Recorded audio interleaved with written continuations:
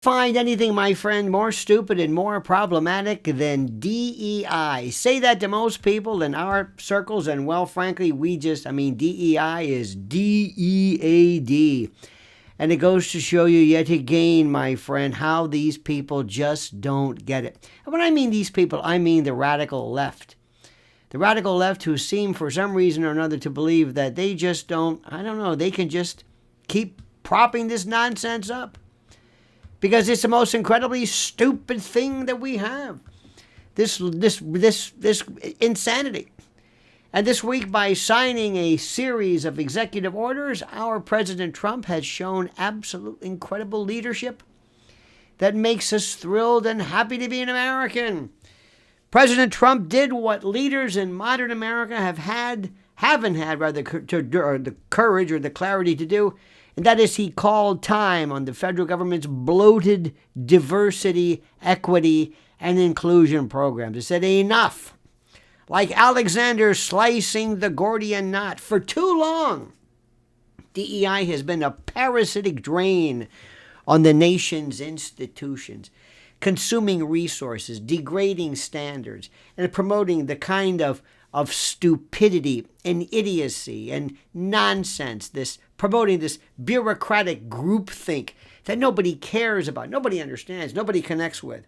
It suffocates the very spirit of American innovation and excellence. Trump's orders signal a long overdue, thank God, a restoration of common sense, of meritocracy, and the unapologetic pursuit of greatness. Anybody got a problem with that? I don't.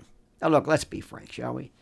DEI hasn't just failed, it has failed spectacularly, miserably. It's undermined our military readiness by turning training sessions into ideological indoctrination camps. It's ridiculous. Propaganda positioning. It's hampered government efficiency by prioritizing diversity quotas and check marks over qualifications. You know this. I know this. We all know this. And it's something that, and you can tell, it must be ineffective by virtue of how the left is screaming bloody murder over this. They don't know what to do. They're going crazy over this. And that means it's working. Because remember, you don't take flack until you're over the target.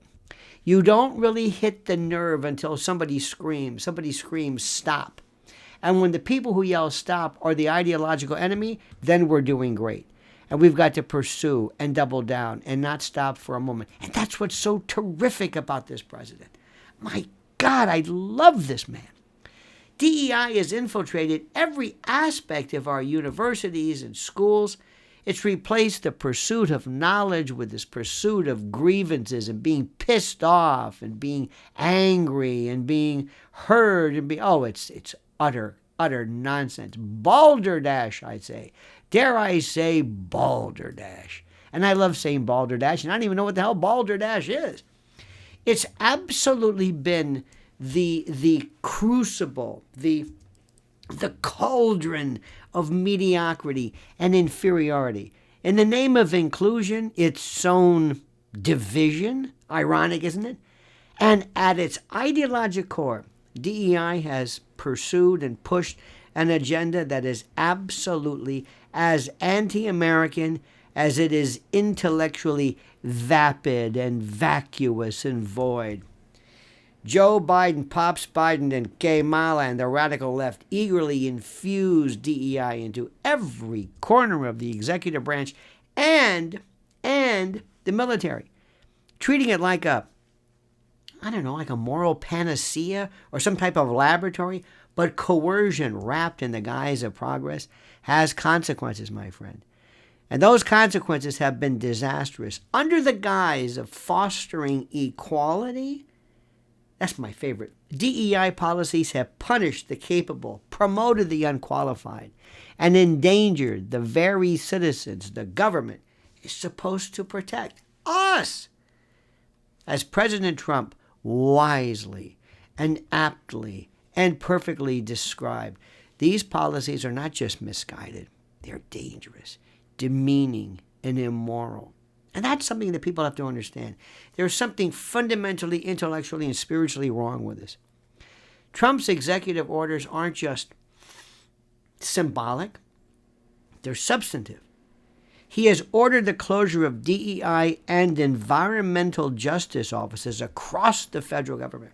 He's put DEI employees on paid leave, perhaps the most work some of them have done in years. And he's terminated discriminatory hiring practices that did nothing but prioritize appearances over abilities.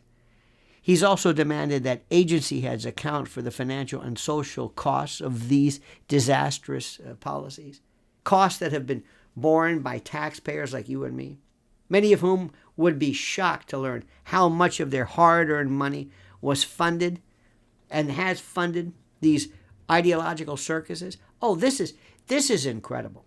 This is beyond anything anybody can ever see. In the military, DEI in particular has been worse than anything anybody's ever seen.